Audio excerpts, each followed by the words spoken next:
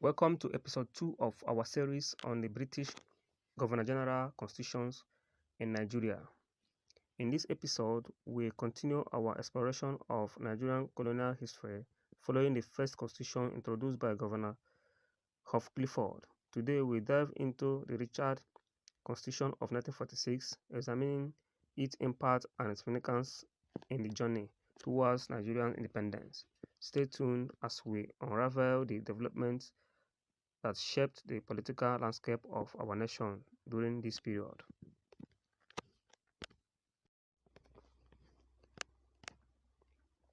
Richard Constitution of 1946, a milestone in Nigeria's colonial history. The Richard Constitution, named after Sir Otto Richard, who was the Governor General of Nigeria from 1943 to 1948, marked a significant moment in the history of British colonial rule in Nigeria. Introduced in 1946, this constitution was a key development in Nigeria's political evolution, laying groundwork for future constitutional reform that eventually led to independence.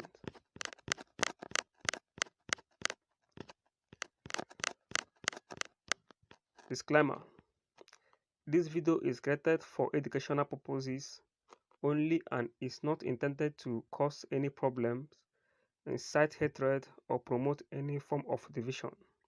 The content presented is solely aimed at sharing historical information and contributing to the understanding of our past. It is made for benefit of our younger generation and anyone with interest in history.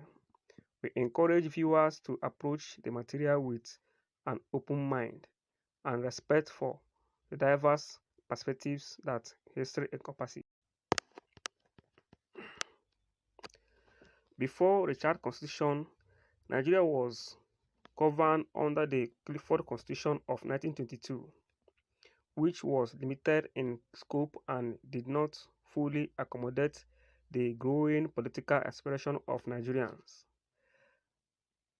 By the 1940s, the pressure for more Nigerian participation in governance had intensified, driven by increased political awareness, the growth of nationalist movements, and the need for a more inclusive system of administration.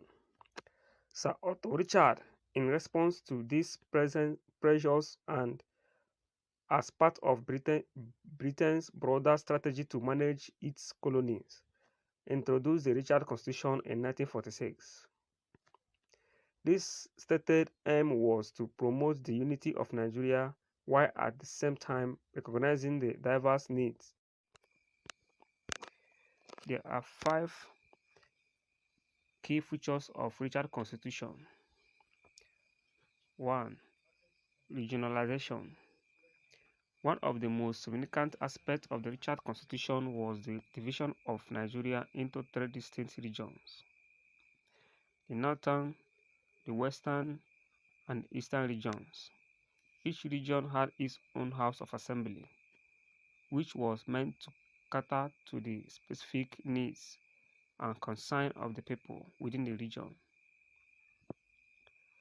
This regionalization acknowledged the cultural, religion, and ethnic differences within the country, a recognition that would shape Nigeria's political landscape for decades. 2. Central Legislative Council. The Richard Constitution established a Central Legislative Council which included both official and unofficial members. The council was composed of 44 members, 16 from the northern region, 11 from the western region, and 7 from eastern region, with the remaining 10 being officials appointed by the British government. This council was empowered to discuss and make laws affecting the entire country. However, the Governor General retained veto power, reflecting the limited nature of Nigerian participation. 3. increased in Nigerian representation. While the constitution did not grant full legislative power to Nigerians, it did increase their representation in governance. For the first time, it included more African members in the Legislative Council. A birth seal donated by British officials, this was a step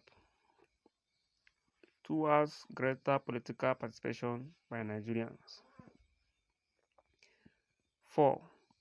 Governor General's powers. Despite the increased representation, the Governor General retained significant powers, including control over public finances and the ability to veto legislation. This ensured that ultimate authority remained with the British colonial administration. The number 5, that's the last one. Integration of North and the South.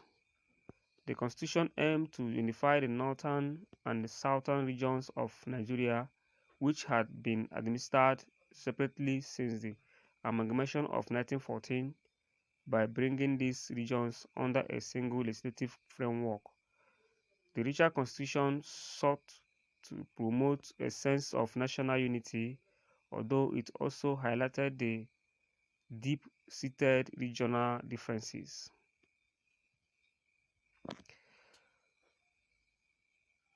The impact of the richer Constitution on Nigerians.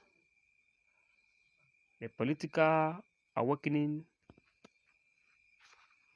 Richer Constitution is often credited with contributing to the political awakening of Nigerians by involving more Nigerians in the legislative process. Even a limited capacity is queered greater political conscience and increased demand for self-rule. Nationalist leaders such as Nnamdi Azikiwe, Obafemi Awolowo, and Ahmadu Bello began to advocate more vigorously for independence, laying the foundation for the nationalist movement that would dominate Nigerian politics in the 1950s. Emergency of regionalism. While the Constitution aimed to promote unity, its regional structure also reinforced regionalism in Nigeria. The focus on regional representation in the Executive Council led to the rise of regional political parties, which would later become a major feature of Nigeria's political system. This regionalism had both positive and negative effects. On one hand, it allowed for the representation of diverse interests. On the other hand, it sowed the seeds of ethnic and regional divisions that have persisted in Nigerian politics. Criticism and limitations. Despite its advance, the richer constitution faced significant criticism. Many Nigerians felt that it did not go far enough in granting political power to Nigerians. The fact that the constitution draft without substantial input from Nigerian leaders was a major point of contention. Nationalists criticized the constitution for its limited scope and continued dominance of British officials in governance. This dissatisfaction led to the eventual replacement of the richer constitution with the Macpherson Constitution in 1951, which allowed for greater Nigerian participation. Administrative reforms. The introduction of regional legislative council also necessitated administrative reforms. The richer constitution led to the establishment of regional governments, each with its own administrative structure. This decentralization of governance was an important step in evolution of Nigerian federal system.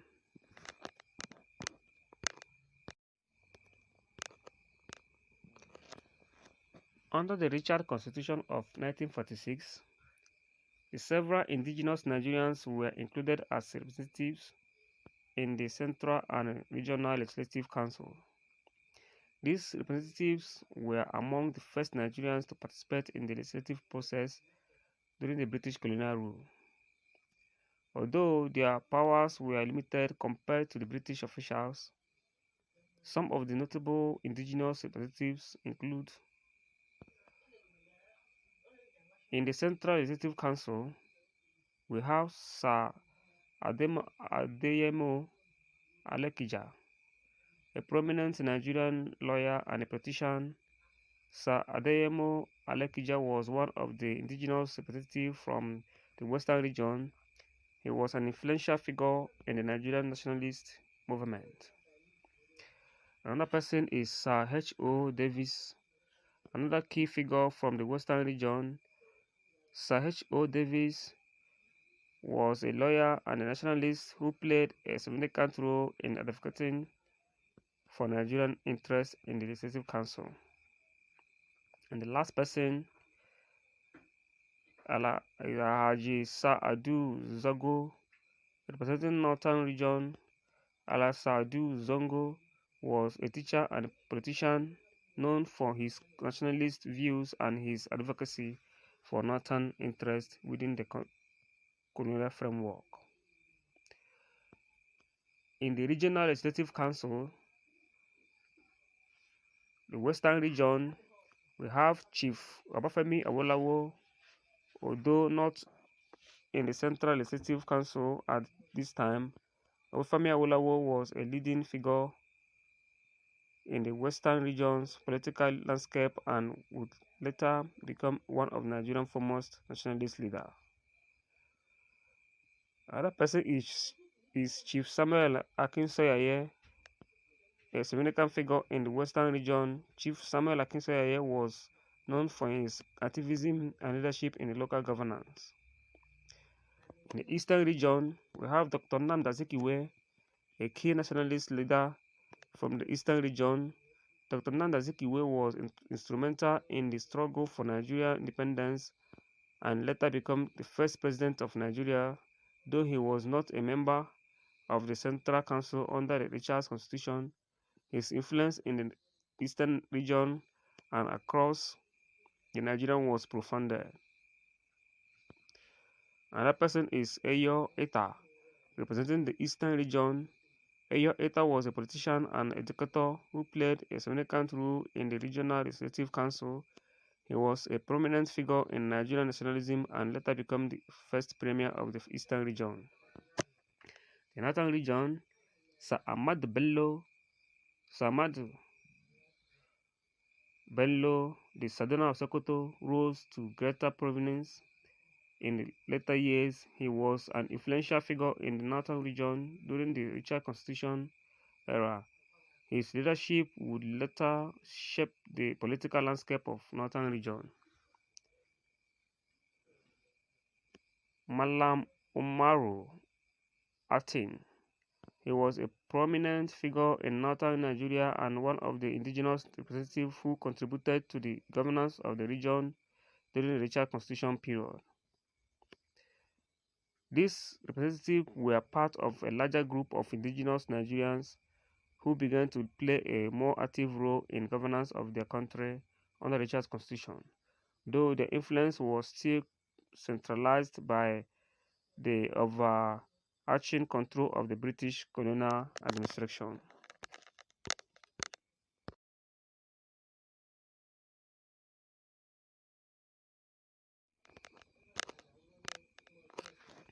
In conclusion, the Richard Constitution of 1946 was a pivotal document in Nigeria's colonial history. It marked a move towards greater Nigerian involvement in governance, introduced the concept of regionalism, and laid the groundwork for the political struggles that would eventually lead to independence. However, its limitation also underscored the inherent challenge of colonial rule and the need for more substantial reforms, which would come in the subsequent decades. The Constitution legacy is thus a complex one, symbolizing both progress and a continuous struggle for determination. Thank you.